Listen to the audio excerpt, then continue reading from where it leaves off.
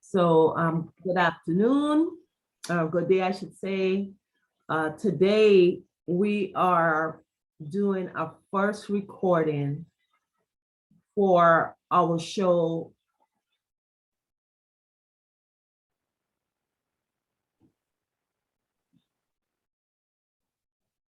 for damaged fruits.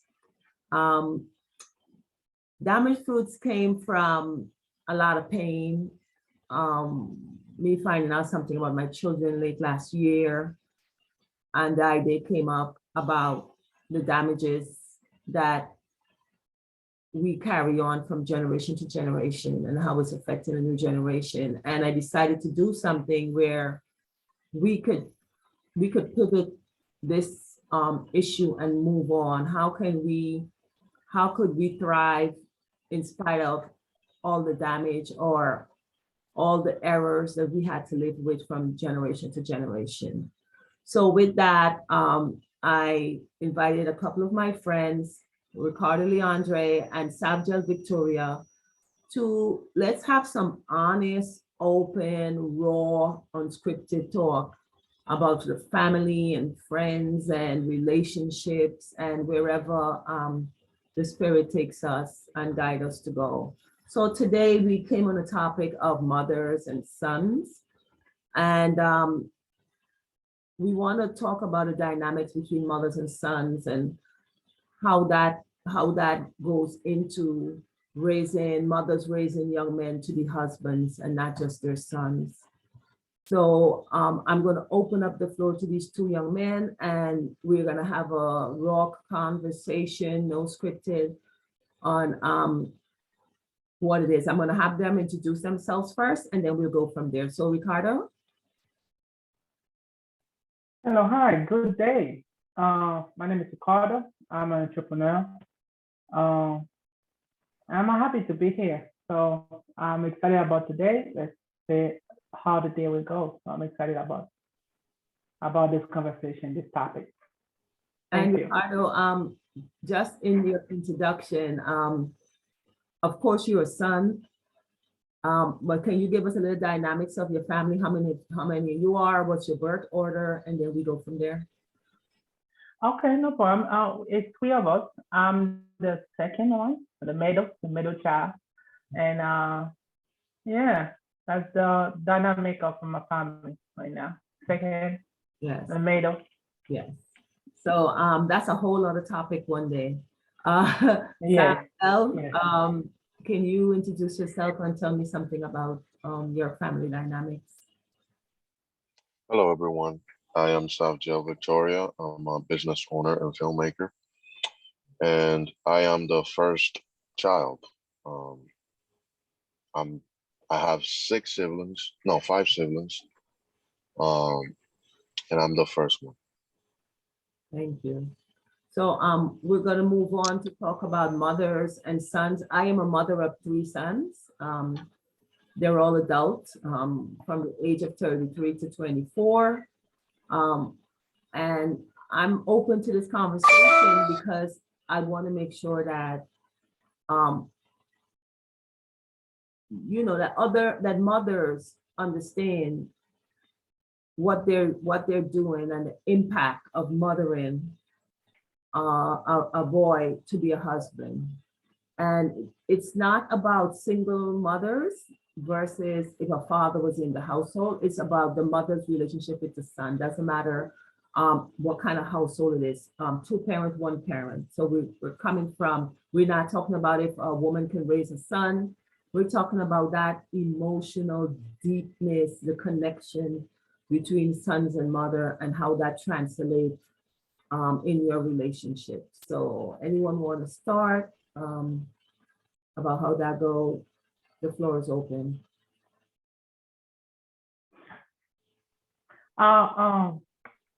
For me, I wanted to take a little outside of that. Is for my experience of that is my dynamic with my mom was even not like my mom teaching me that stuff that I observed my mom. Like observe, like I feel like not everything is like your mom teaching you. like taught you something, but some of the stuff is like you observe like how your dad treats your mom, how your mom reacts to those things.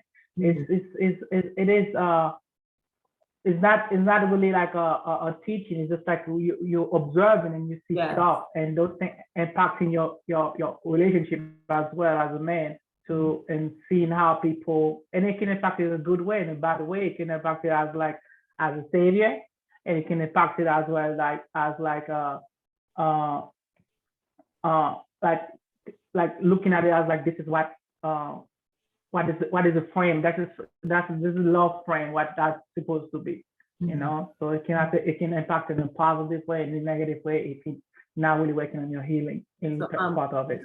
what I'm hearing you talking about is called like incidental learning, where children observe and they're learning without you putting them down and have them writing it down or you speaking it to them. And children around the environment as sponges and just sponging up everything, things the parents intend for them to learn and the things the parents do not intend, and things the parents are not even aware of that's going on, body language, just the tones, how dad speaks to mom, how mom reacts to that, everything. She's teaching how her reactions are teaching you, if I pick up, making a framework of how you deal with a woman in the future. Okay, thank you for that. Sabjel, do you have anything to add to that?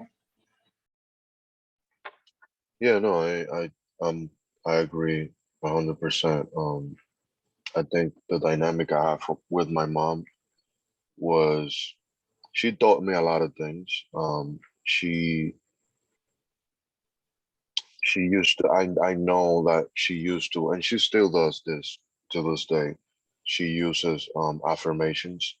Um, so like I'm really big in affirmation words because of my mom. But like Ricardo said, I also observed my mom, how she navigated through life while I was growing up. I feel like when I was growing up, she was growing up as well. Um, so like now that I'm, a little bit grown, I can think back and reflect on just seeing my mom growing while she had me and my siblings, and the things that she did for us and for herself. Um, I think the man I am today is because of that woman. Okay. So what direct impact you can see the way your mom raised you on your relationship? And I must say, I will let the audience know a little bit that you're about to get married. Congratulations! In about a week or so, under 2 weeks, Yeah. you'll be a married man. To your beautiful fiance. And my thing is, what can you directly attribute from what your mom taught you to what you're giving this beautiful young lady now and the life you're going to be building with her? What is it that you took from your mom that is going to allow this relationship to flourish and thrive? So from my mom, I learned one of the biggest things I learned was to be independent and self-sufficient. Mhm. She made sure I knew how to cook. She made sure I knew how to do everything in the house. Um, and I feel like that helps me a lot because I'm a man and I'm a provider, but I can also help around the house. Mhm. And I don't need to wait on my partner to do something that I know how to do. Mhm. Um, I feel like yes, let's say the woman, and it doesn't have to be this way, but some women stay in the house and they be the woman of the house. But it doesn't hurt to help your woman Yeah. sometimes, you know. So I feel like that's one of the biggest things I got from my mom. Yes. I'm I get what you're saying. I connect to that because my husband is like that, where my mother-in-law had 7 sons, no daughters. And she taught them how to, as well, and let me speak for my husband because I saw the results. She taught him how to cook, how to clean. So even when we're had our children, when we were running the household, it's a partnership. There's chores that I don't like. I would do them, but it's not my favorite. I'm not favorite at doing laundry. He is excellent. Laundry is his therapy. There's things that I want to do and like to do that he may not like to do. So we compensate each other, and no one is burdened with one thing. So it's great that your mom did that, and also seeing that and seeing the dynamics of dad getting up in the kitchen, doing dishes, cooking, changing diapers. The older two got to see that with the younger one, that it allowed them to be men. One of my sons is now married, and I saw his dad and the stuff his dad were doing with me and the support I was getting. I'm seeing my daughter-in-law gets that. My youngest is engaged. I'm seeing his fiance get that kind of support. So when Ricardo was talking about incidental learning, about not having to sit down and preach and teach, right? These kids were sponging and looking at how the dynamics of our relationship, and that's how they're serving their women now. And I know, for the women, I get feedback and I get gratitude and thank you for our sons being like that. So I totally understand that. Yeah. Yeah. So I have a question. What is the question is for Ms. Mayfield.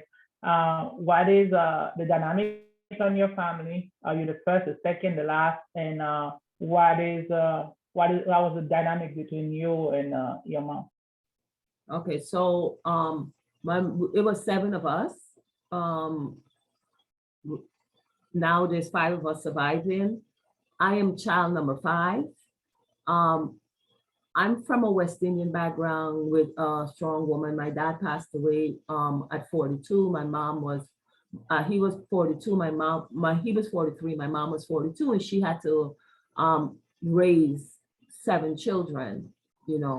So my mom was very strict, and she was very tough, as she had to be in a household with, raising men and women, and trying not to have be overrun, especially the dynamics of coming to America and bringing these children to America in a new world, in a new society, things she didn't understand, things she didn't know, new culture. She put her foot down a lot. But what my mom taught us most of all that I like is that how to take care of your family. She actually sat me down to teach me how to cook, to my detriment. I did not like it. I was caught between a boy, then it's me, and then it's another boy and another boy. So the close ones to me, my 2 sisters who are older, are the boys. And they're running around and they're playing and they're having this dynamic of being boys. And I'm being taught how to cook. And all my whole heart was, I want to be outside running with my brothers, because they were my age group, not my sisters, right? But my mother intentionally made sure that I knew what to do. And back then they were like, oh, you got to be a wife one day, you're going to be a mother one day, you got to learn these things. And that wasn't put on my brothers, right? My brothers got to go outside and play. They got to be free. But what was amazing, again, is going back around to incidental learning.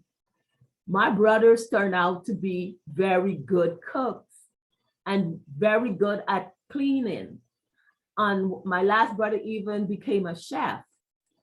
So although they were running and they were playing and they didn't have to sit down with me because I was female and they were male, and that's how it was, especially back then, they were learning things, right? They were learning, they were watching it, my mom and my dad. Unfortunately, we didn't have that dynamics to see dad. I was 12 when he passed, but it was sufficient to see the dynamics between my parents, that today I chose a man that mirrored my dad, how my dad treated my mother. because I always said, that's what I want. That's how I want to feel. Although my mom never said, oh, your father make me feel like this. I learned from watching her face. I learned from just in the dynamics, and that's what I went after. Now, when I was raising my boys, I wanted to give them that dynamics also, make sure it landed that they're going to be independent. I didn't, there was no girls in the house. I was the only female between 4 males, my husband and my sons. And my sons just did what they had to do. You know, people will come over and they'll be like, oh, you have sons? And their rooms are not clean. And I was always amazed at, well, they live there. It's their room. Why are you amazed that they're keeping their room clean? Who should be keeping it clean? Me? You know, so I know a lot of cultures where the mother runs around all day and even like just practically even feed the son, put the food in their mouths, right? And then they take that, those men take that to their wives. And that's why marriages are not successful, because the new women and the younger women are not into that dynamics, right? They have jobs, they have lives, they have dreams, they want to play, they want to have fun, they want to be a person. So the dynamics between how you are raised with your mother and what you expect a woman to accept is not the same in 2022 as it was when your mom was raising you and had less choices and made her own choices and did what she wanted to do, right? You cannot bring some of those dynamics to your relationship now because it's not going to work, right? So with that, I'm going to ask Sabjel, what did you learn from your mom that you're going to drop it right there where you learn it, and you're not going to bring it into this relationship? You're not going to bring it into your marriage? That's a great question. That's a good question. From my mom, what I learned that I should drop. Oh, that's a great question. I can't think of anything. Can't think of anything right now. I'm going to give you some space on that, right? Because I know there's things that I learned from my mom that I did not bring into my new space. I'm not bringing in her way of disciplining. It's not. Yeah, we decided to leave that in the old generation. My husband and I decided that we were not going to physically have any corporal punishment in our home. We were not going to hit our kids. Well, one thing we agreed on is that we were going to discipline our kids, right? Because you cannot say you're not going to beat, and leave that alone. There has to be discipline. It's not about hitting or not hitting, it's about discipline. So we decided to discipline our kids. And people are still shocked, especially in the West Indian community. And I know your Dominican background, and I know Ricardo's Haitian background. We come from some beaten people, you know what I mean? Well, now that you mentioned that, I can pick it back up. Yeah, I can definitely say that, yeah. But you and that beautiful woman that I know will have to sit down and come up with a way of disciplining, because children do need barriers and boundaries, right? Yeah. So my oldest is 33 and we never spanked him, but we have a young man that's dynamic and productive in this world and is doing some really great things. My second child, my third child, every one of them, they're doing their own thing, and they're being of service to the community and a service to this world. And I never hit them, right? So that is one thing about my mom I did not bring in. One other thing, just to give you a little sample, I would not bring in to my children, which I consciously did to my son, is the fear. Because I had a fear of my mother. I don't know if to put it all on her, that it was just my personality, that I was sensitive, but I had a fear of my mom, and that fear blocked me from having conversations I needed to have with her. And so I didn't want my children to be afraid of me, right? I wanted to appear human to my children, but also in that dynamics, I'm still the mother. So I got that to be the authority. I got that to be the mother without having to rule by fear. And that's something I dropped I dropped. So anything like that coming up with you around that, Ricardo, with the fear or the disciplining that you're going to be bringing into your relationship with your partner, anything like that that is coming up while I speak on that? Yeah, a couple things come for me. The first one, I think, I will be dropping the whooping too, because I cannot even count how many whooping I had. I don't really see the big benefit of it to me, and the pain it come with. So, and the more I'm learning too, is like this is not it's not the way to inspire kid, or light up the spark in them. So I'm definitely not. This is not something I would be bringing to my relationship, or whatever, for my children. That's one. The other thing too I had from my mom too, that I'm choosing to not bring that to my relationship as well. So it is one. My mom is like, that's the most loving person I know on this planet. The way my mom loves, it is out of this world. So but it is I like boundaries. On boundaries, I see they have a balance. My mom was like 100% love, and the boundaries wasn't balanced. And that's something for myself I would not be bring that to. I'm not living like that. So I'm choosing not living like that. So yeah. What I'm hearing you So say that being all loving mother and just pouring out love without having boundaries and maybe a little toughness in that love, right? That you could see that dynamics, how it played out in your family now. That yeah. Okay, I got that. Yeah. So there's a lot of things that for me, I give to my sons, and I base it on my ability to not forget, right? So a lot of things that came up with my sons, I went back into my own childhood and I pulled back on that memory. Did it hurt?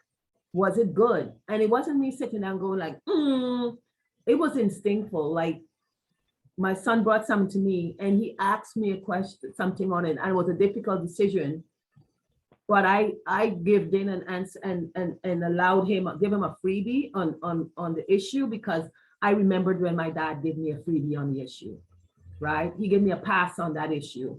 And I could remember it was me asking him not to tell mom, right? When he found out what I did, I was like, don't tell mom.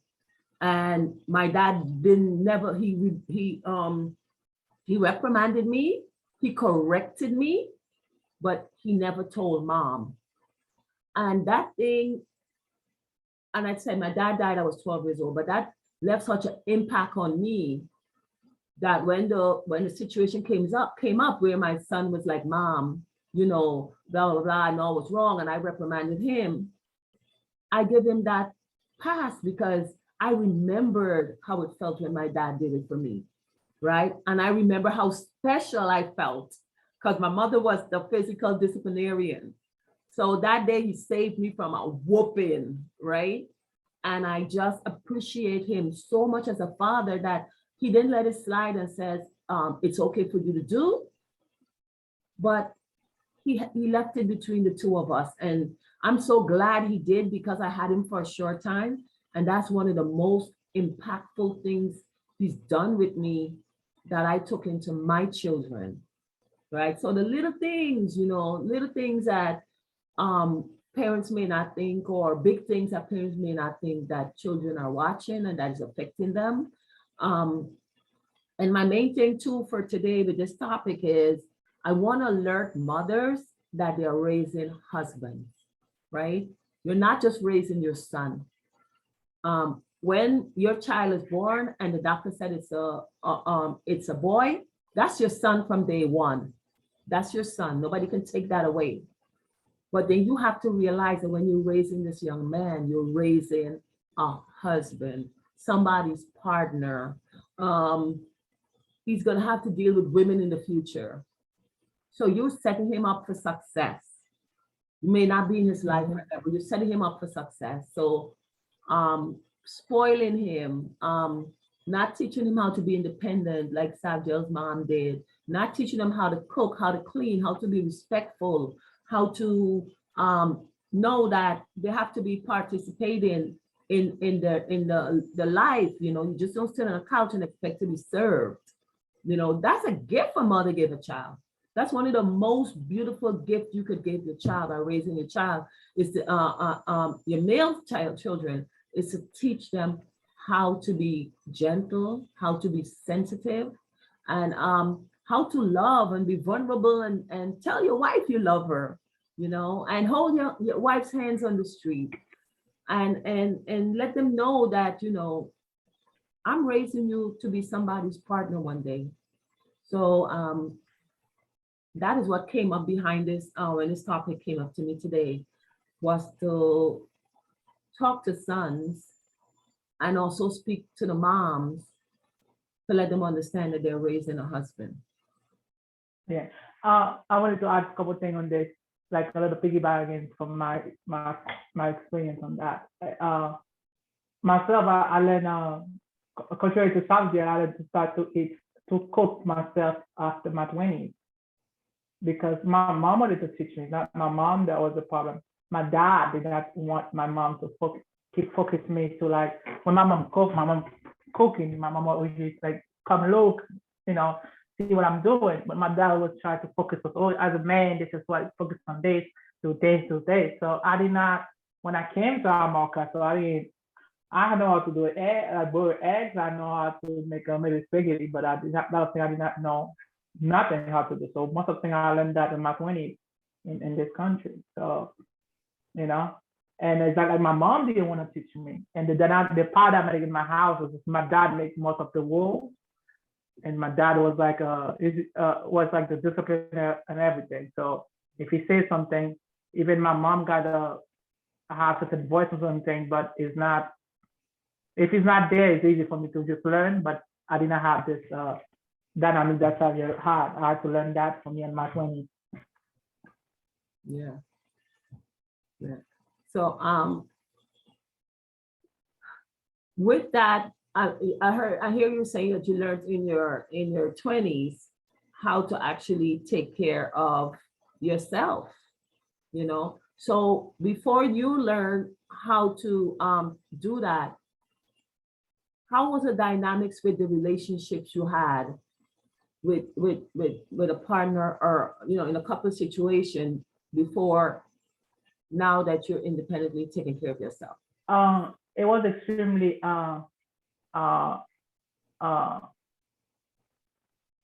dependable. Like, it's just like it's like you.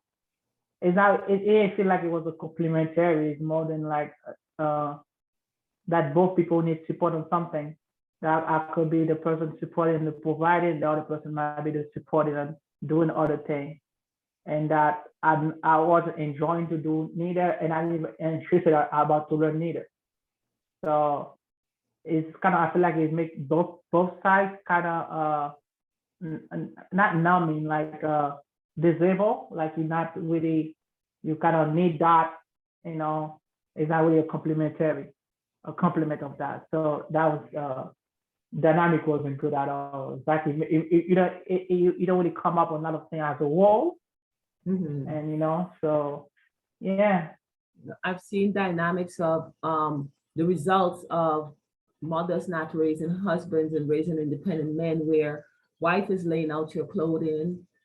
Your wife is like basically organizing your life, and a man's place is just to go out there and work.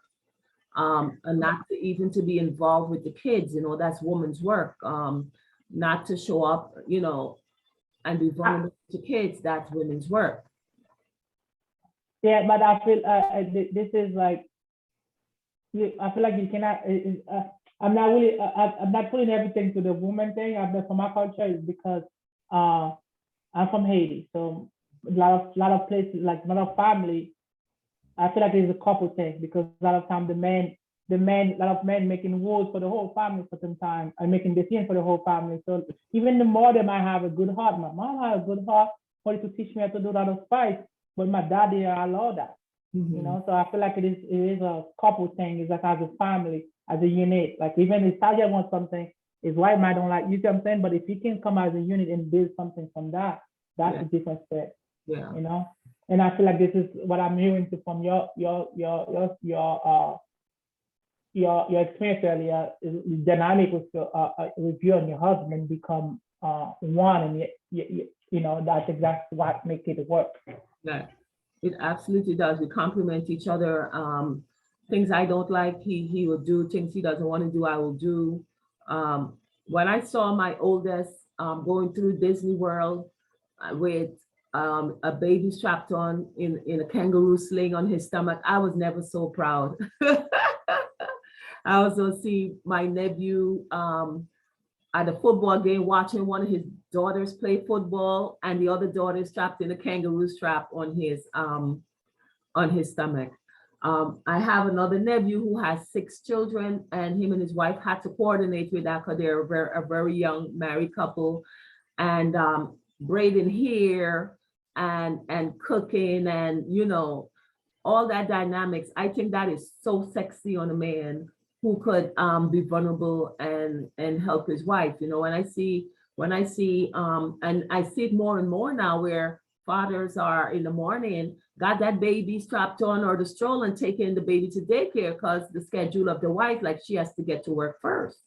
So I see the younger fathers really getting involved, with the children and the raising of the kids, and I just love to watch that dynamic and see the hope and see that there are mothers out there that are doing what they have to do. So this program today is really like to enjoy and it's to encourage mothers who are doing it to keep on doing it, and also to inspire and bring in the mothers who may not have thought of this issue, right? That, oh, I'm raising my son, and never thought about the future of, if when you're not in the picture, will your son be happy?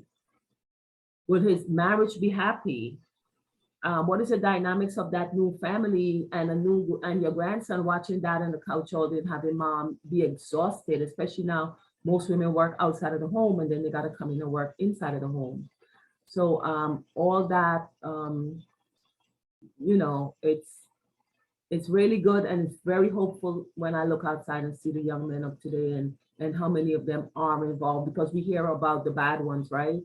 And the deadbeat ones, but there's so many young men that are going after marriage, Savgel, and still believe in the institution of marriage.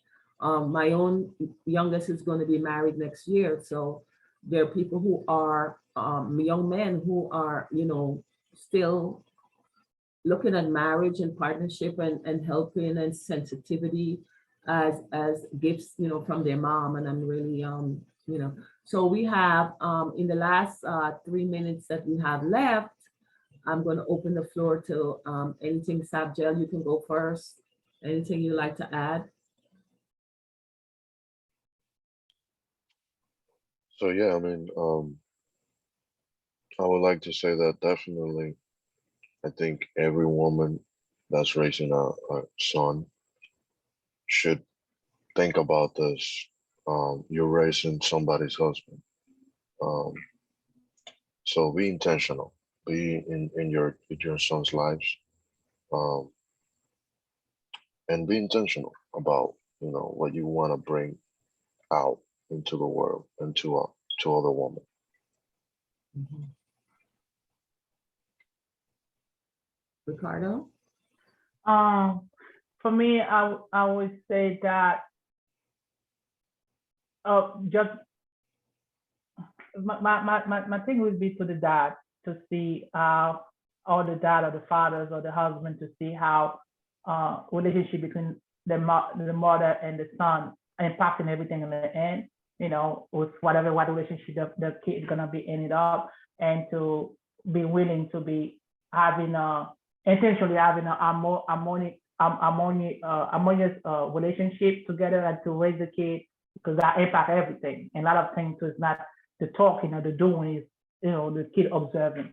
You know, so for me, I'm looking at a way as a couple to see how they're gonna impacting you know, that everything is the future of the kids.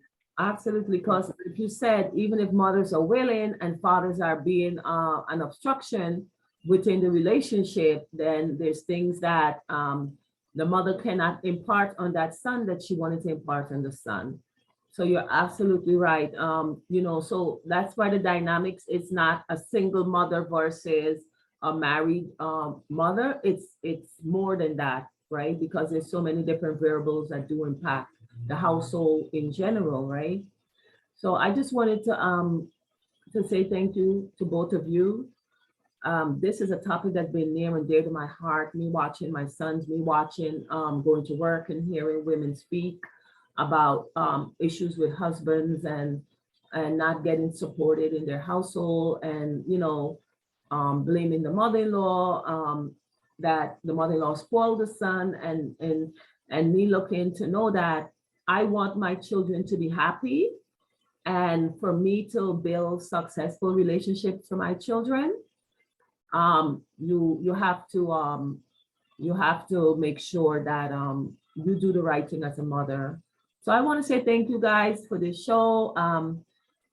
Thank you for joining the first show, and I know you guys going to be continuous guests and co-hosts for me, and be part of this dream that I have. And I just want to say thank you for stepping up and joining me on this journey.